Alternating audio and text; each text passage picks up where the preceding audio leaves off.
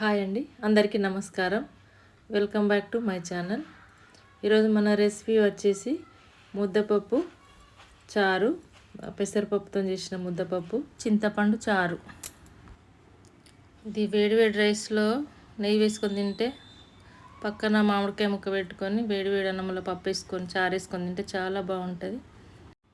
ఈ పప్పును నానబెట్టకుండానే వేసుకోవాలి. నానబెట్టిన దానికంటే నానబెట్టకుండా వేస్తేనే చాలా బాగుంటుంది. మనం వేయించి వేసుకున్నాం కదా, పప్పు చాలా టేస్ట్ ఉంటుంది. ఇందులో కొంచెం నెయ్యి వేసుకొని పక్కన మామిడికాయ ముక్క సైడ్కి పెట్టుకొని తింటే ఉంటుంది, చాలా బాగుంటుంది. కానీ మామిడికాయ ముక్క వేయలేదు, ఇది మా చిన్న బాబుకి మనవడికి తినిపించడం కోసం కలుపుతున్నా నేను. అందుకనే మామిడికాయ పచ్చడి వేసుకోలేదు. మామిడికాయ పచ్చడితో తింటే చాలా బాగుంటుంది ఈ పప్పు చారు. పప్పుని ఇట్లా వేసుకుంటే మనం జొన్న చపాతీకి చాలా బాగుంటుంది. ఇది కొర్రల అన్నం, కొర్రలతో చేసిన అన్నము, కొర్రల రైస్తో చేసిన అన్నం. దీంట్లో కూడా ఈ పప్పుచారు చాలా బాగుంటుంది. గడకలోకి కూడా చాలా బాగుంటుంది, గడకలాగానే అనిపిస్తుంది కదా ఇది కూడా. ఇప్పుడు ఇది ఎలా చేసుకోవాలో చూద్దాం. ఈ కమ్మనైన పప్పుచారు. నేను చింతపండు నానబెట్టుకుంటున్నా. ఫస్ట్ ఆ చింతపండును ఒక్కసారి కడిగేసి కొన్ని వాటర్ వేసుకొని నానబెట్టుకోవాలి. చింతపండు కూడా చల్లనీళ్ళలోనే నానబెట్టుకోవాలి, వేడి చేసుకోవద్దు. చల్లనీళ్ళలోనే చాలా బాగుంటుంది చారు. నేను స్టవ్ పైన ఒక ప్యాన్ పెట్టుకొని 1 కప్పు పెసరపప్పు తీసుకున్నా. ఈ పెసరపప్పుకి నేను నానేసుకున్న చింతపండు చారు సరిపోతుంది. ఈ పప్పును వేయించుకోవాలి, సిమ్ టు మీడియం ఫ్లేమ్లో వేయించుకోవాలి, లోపల వరకు వేగుతుంది.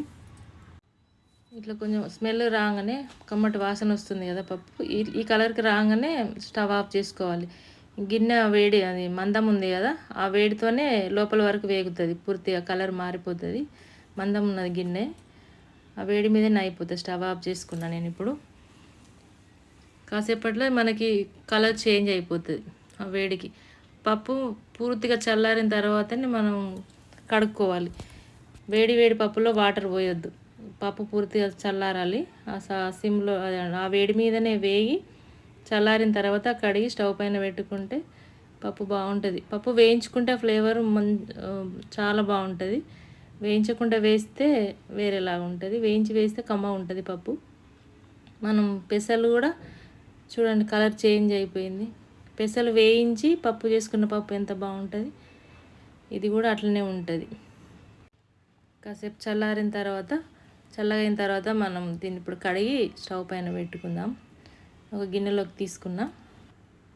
మనం వేడిపప్పులో వాటర్ పోస్తే ఏమవుతుందంటే పప్పుది ఫ్లేవర్ పోతుంది.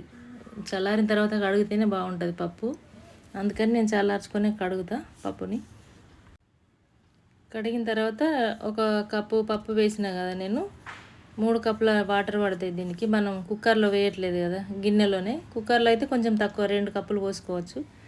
3 కప్పుల వాటర్ పడతాయి. నేను 2.5 కప్పులు ఒకసారి పోసి మళ్ళీ ఇంకొన్ని పోస్తున్నా. ఇప్పుడు 3 కప్పుల వరకు వాటర్ పోసుకున్నా. వాటర్ పోసుకొని స్టవ్ పైన పెట్టుకోవడమే గిన్నెని, ఇంతే. పప్పు నాననియద్దు, నానకముందే పెడుతున్నా నేను. ఇప్పుడు ఇందులోకి ఒక 3 పచ్చిమిర్చి, పప్పు కొంచెమే కదా 3 తీసుకున్నా నేను. 4-5 ఎల్లిపాయలు, ఒక ½ టీ స్పూన్ జీరా వేసుకొని దంచుకోవాలి. దాన్ని కట్ చేసుకొని రోట్లో వేసుకొని దంచుకోవాలి. ఇట్లా సిమ్లోనే ఉడికించుకోవాలి. మనం స్టవ్ పైన పెట్టుకున్న తర్వాత ఒకసారి హైలో పెట్టుకుని తర్వాత ఫ్లేమ్ని తగ్గించుకుంటే పొంగిపోకుండా ఉడికిపోతుంది. ఇప్పుడు దీనికోసం మనం కారం దంచుకుందాము. నేను పచ్చిమిర్చి కట్ చేసుకొని రోట్లో వేసి దంచుతున్నా. ఇట్లా కచ్చపచ్చగా దంచుకొని వేసుకోవాలి, బాగుంటుంది. ఎల్లిపాయ, జీలకర్ర, పచ్చిమిర్చి, దానికి సరిపడా ఉప్పు వేసుకున్నా. ఉప్పు వేసి దంచిన కారాన్ని పప్పులో వేసిన. ఇప్పుడు ఒక ½ టీ స్పూన్ వరకు, అంటే పప్పుకు సరిపోయేంత పసుపు వేసుకోవాలి. పసుపు వేసుకొని మూత పెట్టుకొని సిమ్లో పెట్టుకోవాలి. ఇప్పుడు కాసేపు మూత తీసి ఉంచితే పొంగిపోకుండా ఉంటుంది. ఇప్పుడు మూత పెట్టుకుంటే పొంగదిగా. నేను అందులో ఆయిల్ కూడా వేయలేదు, అట్టి పప్పు, ఉప్పు, మిర్చి, ఎల్లిపాయ, జీలకర్ర వేసిన. ఈలోపు మనం చింతపండు నుంచి రసం తీసుకుందాం, చారు తీసుకుందాం. చింతపండు మంచిగా నానింది. మనం చింతపండు కొంచెం ముందు నానబెట్టుకుంటే మంచిగా నానిపోతుంది, ఇట్లా అయిపోతుంది, మెత్తగా అయిపోయింది.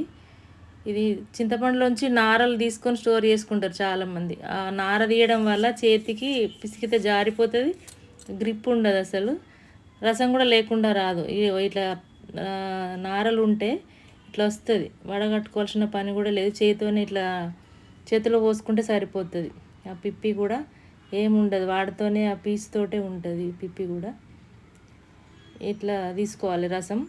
2 సార్లనే తీసుకోవాలి. చింతపండు మంచిగా నానితే 2 సార్లనే రసం తీసుకోవాలి. మళ్ళీ ఒకసారి వాటర్ వేసుకొని మళ్ళీ ఒకసారి పిసికి చేతిలో ఇట్లా వడగట్టుకోవాలి. ఇది 3-4 సార్లు పిసికినాం అనుకోండి, చారు టేస్ట్ పోతుంది. అది తీయగా పుల్లగా కాకుండా బగర్ లాగా వస్తుంది.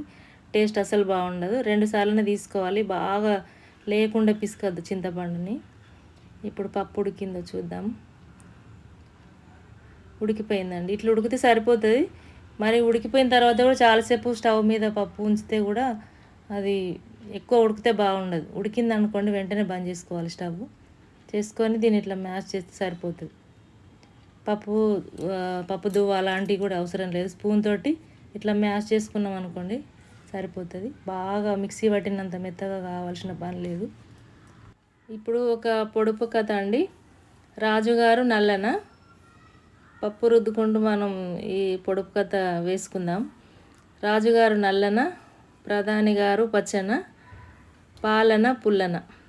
ఇదేంటో చెప్పండి, మీకు తెలిస్తే కామెంట్లో పెట్టండి ఆన్సర్ తెలిస్తే. కరివేపాకు చూడండి ఎంత ఫ్రెష్గా ఉందో. ఇట్లా ఇంత ఫ్రెష్గా ఉండాలని అనుకుంటే ఫ్రిడ్జ్లో పెట్టుకోకుండా మన ఛానల్లో వీడియో ఉంది, ఫ్రిడ్జ్లో పెట్టకుండా ఫ్రెష్గా వాడుకోవడానికి చూడండి. ఇప్పుడు ఈ చారులో పులుపు చూసుకొని దానికి సరిపడా వాటర్ పోసుకొని పక్కన పెట్టుకుందాం. నేను అడిగిన పొడుపు కథకి మీకు ఆన్సర్ తెలిస్తే కామెంట్లో పెట్టండి. లేదంటే నేను చెప్తాను, ఆన్సర్ చెప్తా కాసేపు అయిన తర్వాత.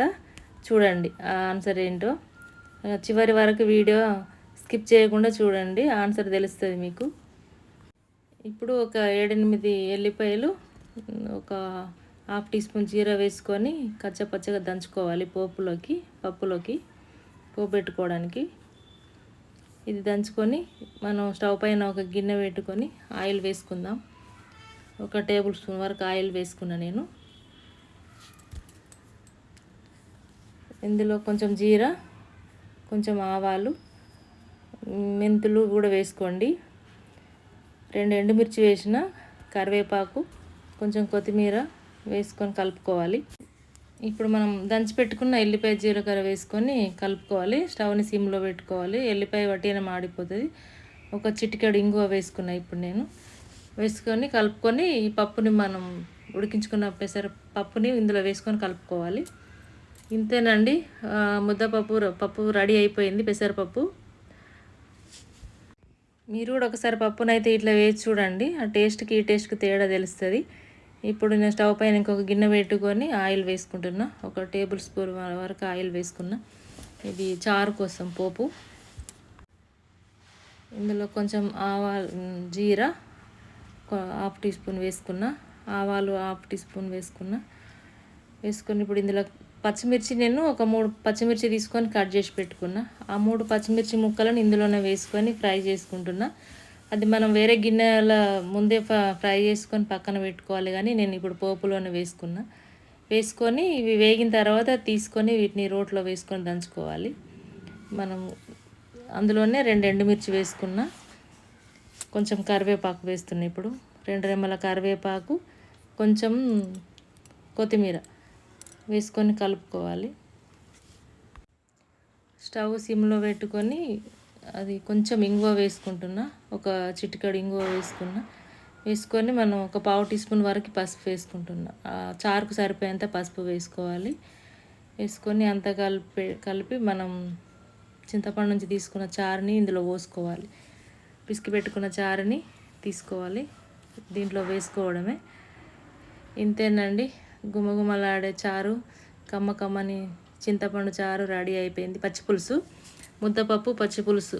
ఈ పచ్చిపులుసులోకి కారం, ఇందాక నేను వేయించుకున్న పచ్చిమిర్చి ముక్కలని దానికి సరిపడేంత సాల్ట్, చారుకు సరిపోయేంత సాల్ట్ వేసుకొని దంచుకొని వేసుకోవాలి. చారులో బెల్లం చక్కెర కూడా వేయలేదు. కొంచెం వేసుకుంటారు కదా పులుపు తగ్గాలని, అదేం వేయలేదు. చింతపండు మాది బాగా తీయగా ఉంటుంది. ఇప్పుడు సన్నగా తరిగి పెట్టుకున్న ఉల్లిపాయ ముక్కల్ని తీసుకొని ఇట్లా నలిపి వేయాలి చారులో.